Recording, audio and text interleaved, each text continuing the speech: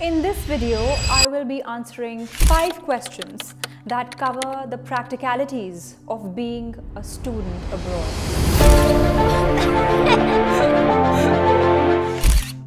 What's the biggest fear you would have while studying abroad? Let's focus on the word studying in this question.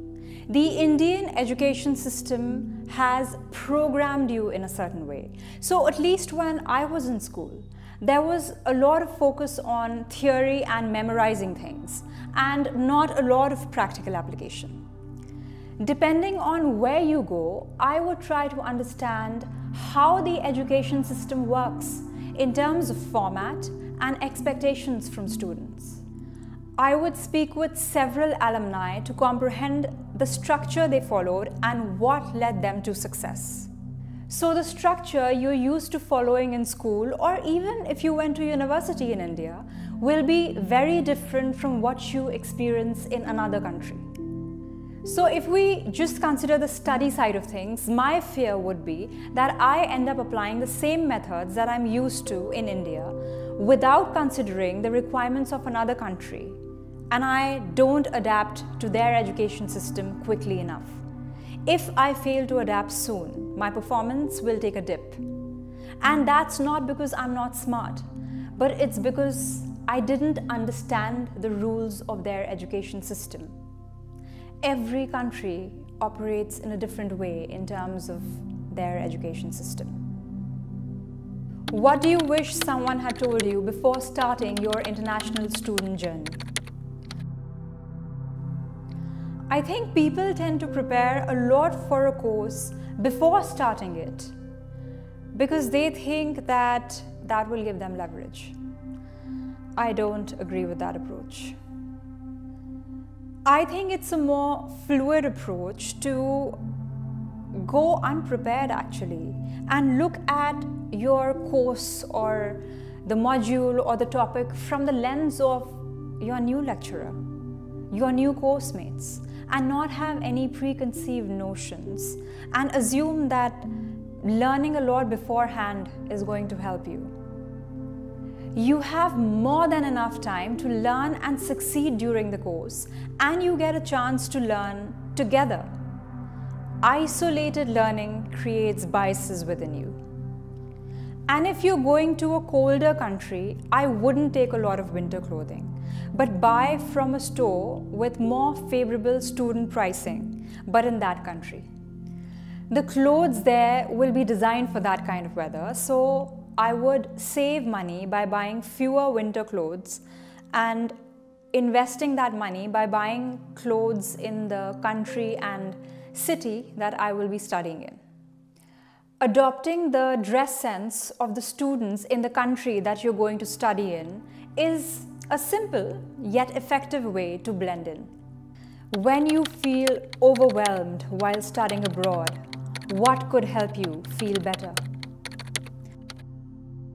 One of the reasons why I felt overwhelmed while studying abroad for the longest time was that I didn't strike the right balance between reading and research, which includes you consuming content in your field, which could be via textbooks, lecture notes, online videos, and actually doing something about that research, which could include you solving a problem in your coursework, writing an assignment, or solving exam papers from the past years, or even creating a small product by writing code. This is procrastination. You have to cap or time box your learning time and then take action, and then go back to learning a little bit more and then improve upon the action. The time allocation for both these areas can't be widely disproportionate. So firstly, what would help you feel better is the decision to not procrastinate and take action along with consuming content. And the other thing that will make you feel better is to speak with different types of people who are committed to success and try to understand their study process and make a judgment on which parts of the process are easy for you to adopt and implement only those. Generally, I feel if you involve people and solve problems together, there are light bulb moments that happen. Sometimes simplicity evades us, so work with people. It helps you get out of your own way.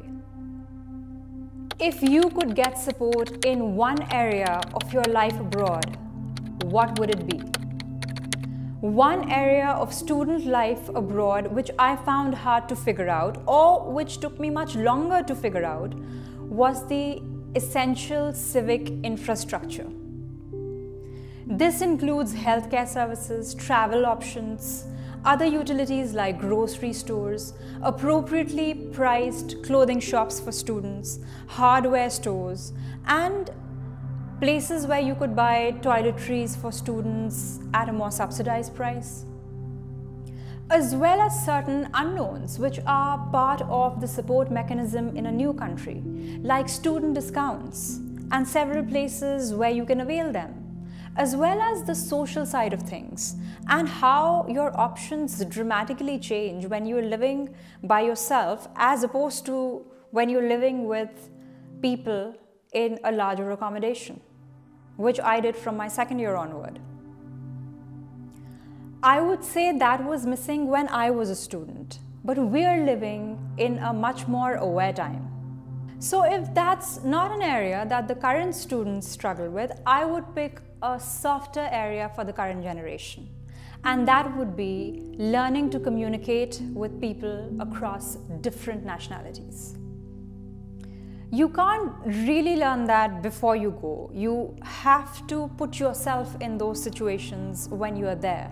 But student unions actually provide a lot of support in the area of communications, so you may want to check with them in terms of what activities they may have.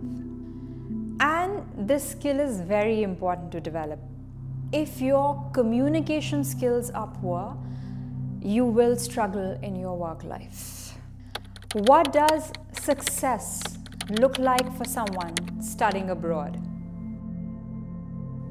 For someone studying abroad, success would look like you learned new things in your course which you enjoyed doing and you did well in, made strong connections with people from across the world, traveled a bit, whatever was within your means, explored the culture that you lived in and observed its granularities, because that is part of the learning process, and managed all areas of your life by yourself.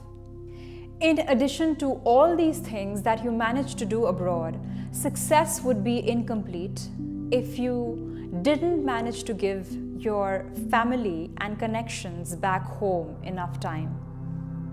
So you may want to have some sort of routine in your calendar to not compromise on that.